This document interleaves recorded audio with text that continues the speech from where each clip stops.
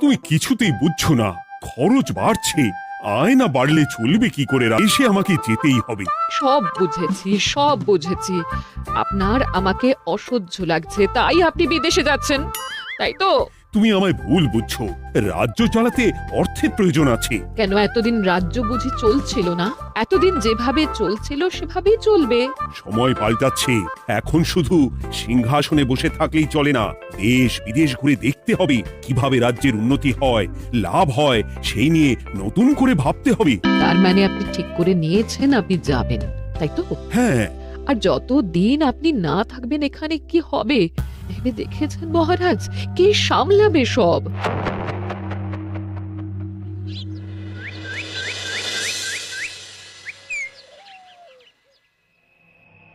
চিঠি?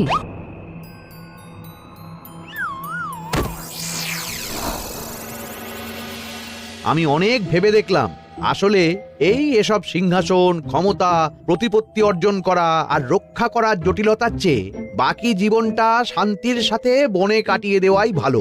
বলছি সবই তো বুঝলাম, কিন্তু এই শান্তিটাকে? মহারাজ সন্ন্যাসী হয়ে গেলেন আর এসব নিয়েও তুমি ভাড়ামি করছো গোপাল। ও মা গো, এবার কি হবে? চিন্তা করবেন না রানীমা, কৃষ্ণনগরকে আমি আমার বুক দিয়ে আগলে রাখবো। আপনার ছাতির মাপটা ঠিক মতো জানেন তো মন্ত্রী মশাই?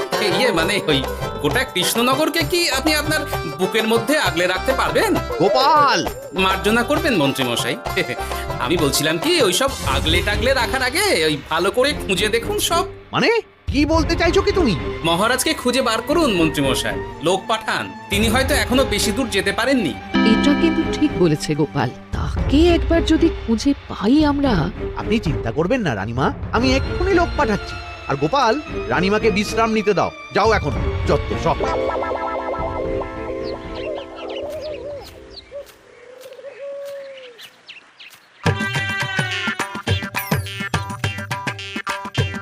কই গো, গেলে কই? এক ঘটি জল দাও দেখি। ওই জলই খেতে হবে, শুধু জল। ঘরে এক দানাও চাল নেই, বাজারে না গেলে আজ হরি মটর। রাজ্যে রাজা নেই আর তুমি ঘরে চাল নেই বলে চিল্লামিল্লি করছো, চত্ব সব। ও মা গো, মহারাজ রাজ্যে নেই তো গেলেন কই? হ্যাঁ, বনবাসে। সে কি গো, এবার কি হবে তাহলে? কপালে যা লেখা আছে তাই হবে, আর কি। এই তোমার চাকরিখানা থাকবে তো? হ্যাঁ, না থাকলে বাটি হাতে বেরোবো, চিন্তা কি?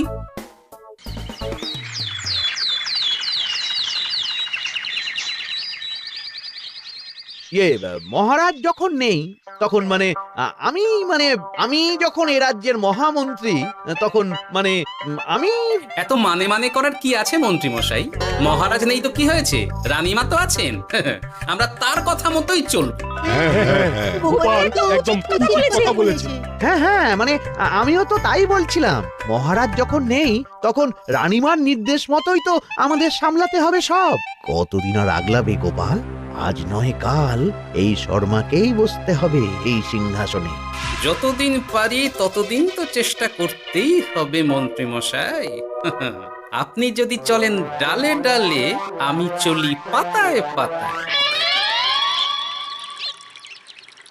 রাজা মশাই আছেন? আমি অনেক দূর থেকে আসছি।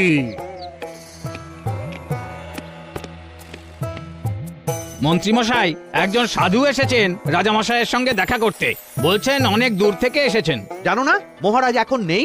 যাও, চলে যেতে বলো ওকে। মহারাজ নিরুদ্দেশ। এই মুহূর্তে সত্যিই যদি কোনো প্রাজ্ঞ সাধু বাবা রাজবাড়িতে তার পায়ের ধুলো দেয়, বলা তো যায় না যদি মহারাজের হদিস তিনি দিতে পারেন। ঠিক ঠিক, একদম ঠিক বলছেন পণ্ডিত মশাই। বেশ বেশ, ডেকে আনো তাকে, দেখি সে কি বলে। মহারাজ, আমার প্রণাম নেবেন। উনি মহারাজ নয়, উনি মন্ত্রী। আসুন সাধু বাবা, আসুন, আসন গ্রহণ করুন।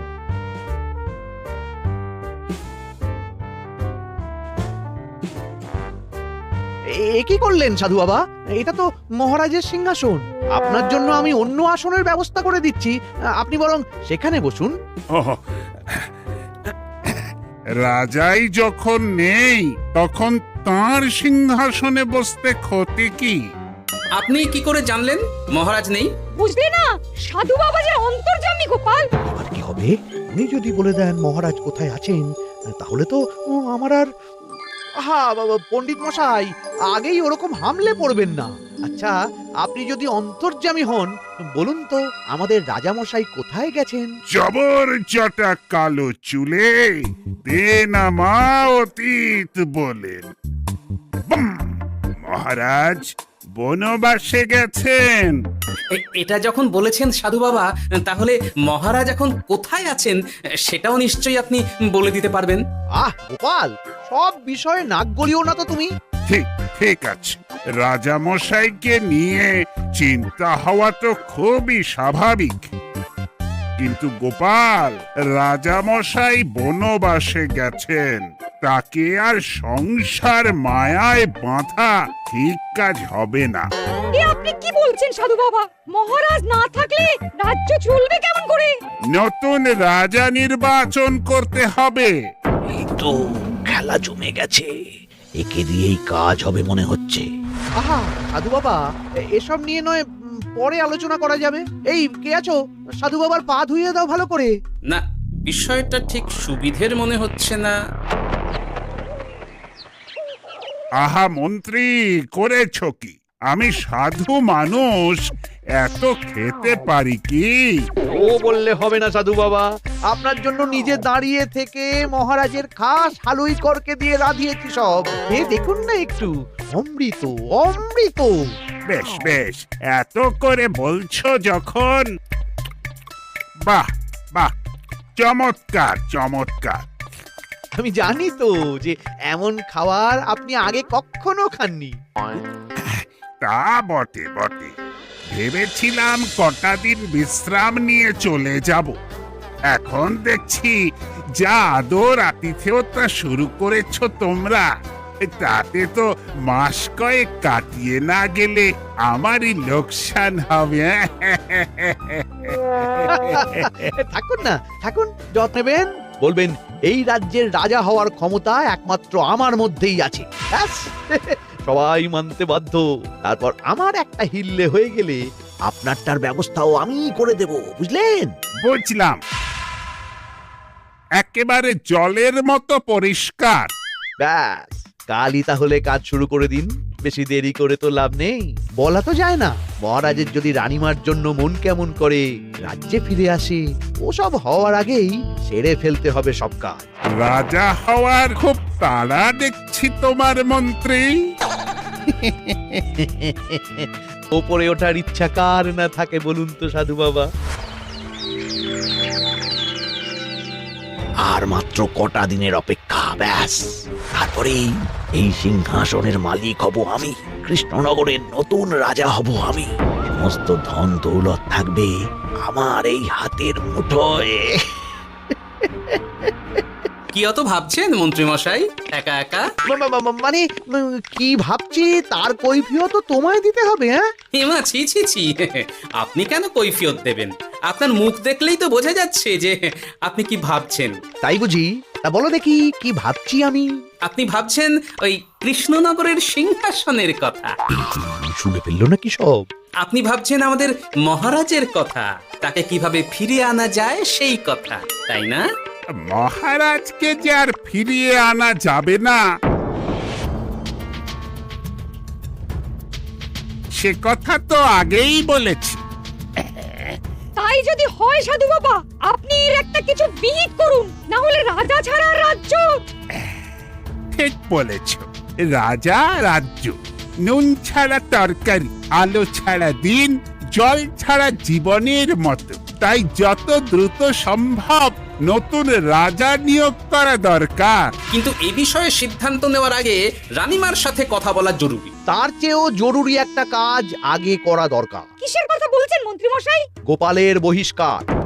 এ আপনি কি বলছেন মন্ত্রী মশাই? একে রাজা মশাই, তার মধ্যে গোপালের মতো বিচক্ষণ মানুষকে রাজসভা থেকে বহিষ্কার করলে তো রাজ্যেরই ক্ষতি। এটাই হচ্ছে সমস্যা। এই কক্ষে যার যেটা কাজ নয়, সে সেটা নিয়ে বেশি চিন্তিত। তুমি বিজ্ঞানী, তুমি বিজ্ঞানে মন দাও। রাজকাজ আমার দায়িত্ব।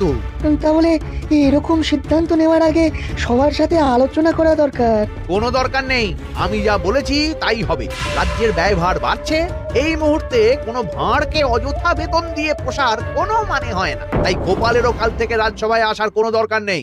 সবই আমি বুঝতে পারছি মন্ত্রী মশাই। বেশ, আপনি যখন বলছেন, এই আমার শেষ দিন রাজসভায়, চলি সবাই, ভালো থাকবেন।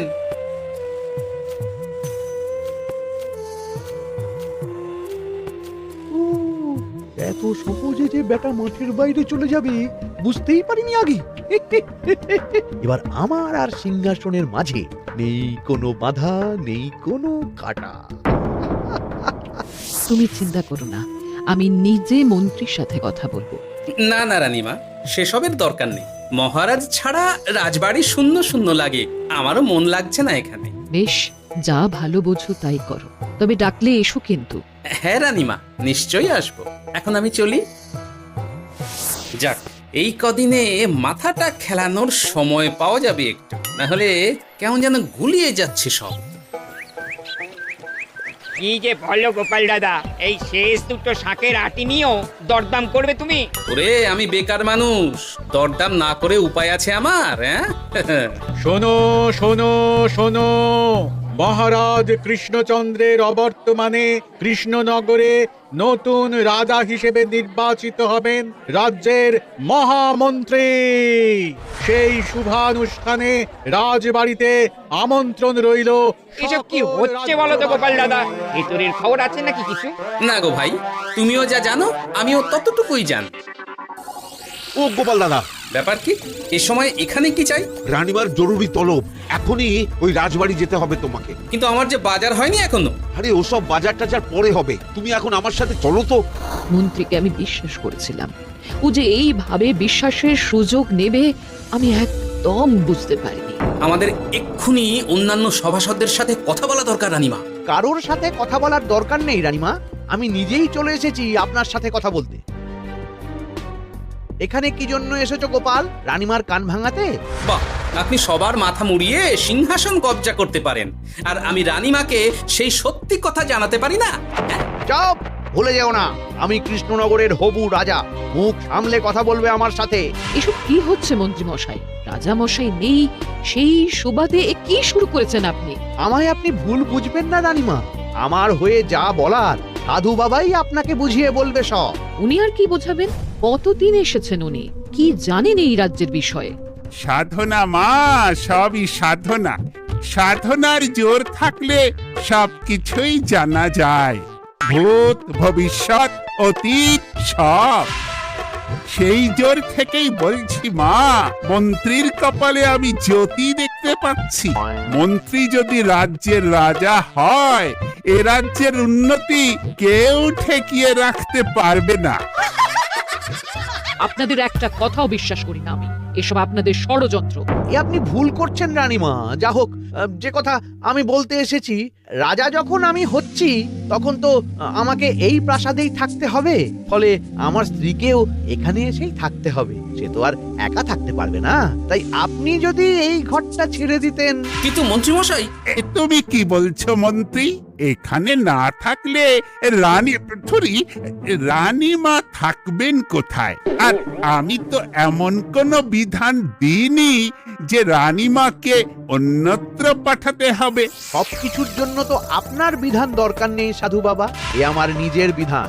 আমি রাজা হব, আমার স্ত্রী রানী হবে, তারও তো অধিকার আছে রানীর মতো থাকার, রানীর মহলে থাকার। আপনার ব্যবস্থা আমি অন্যত্র করে দেব রানীমা, আপনি কিচ্ছু ভাববেন না। হাজার হোক আপনি আমাদের প্রাক্তন মহারাজের স্ত্রী বলে কথা। কি বলো গোপাল?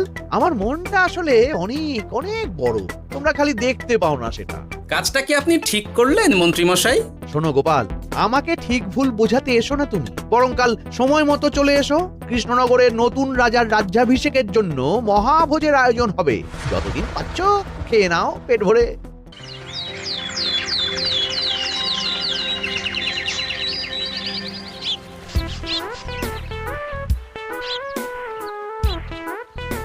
আরে, এগুলো আবার কি পরে আছে এখানে?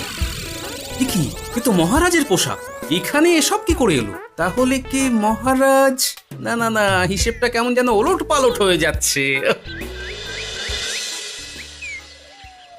তো হয়ে গেল, নতুন মহারাজকে ডাকুন এবার।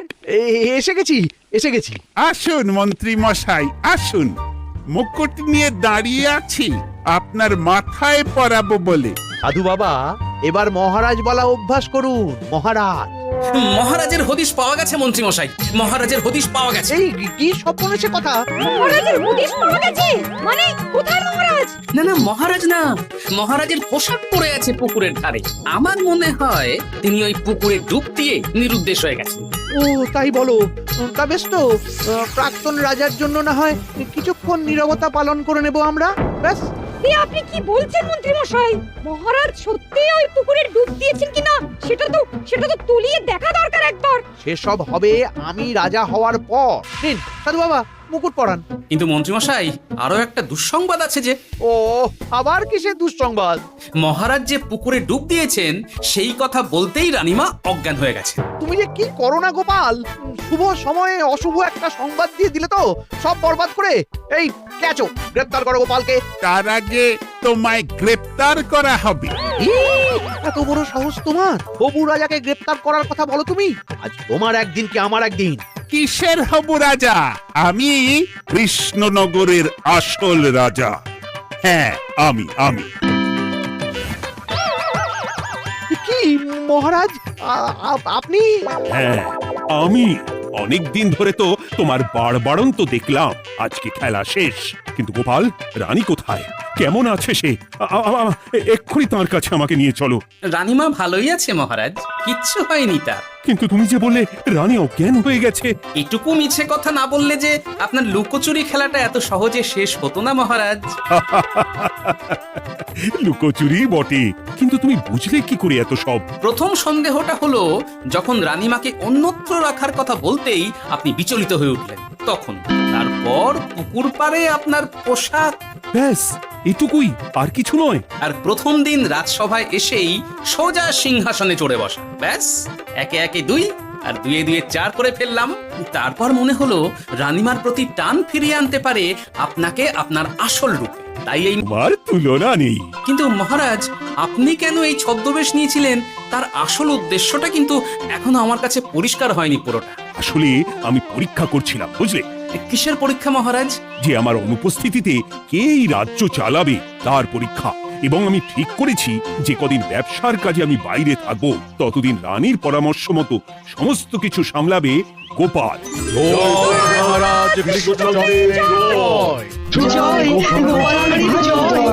আর আমি মহারাজ?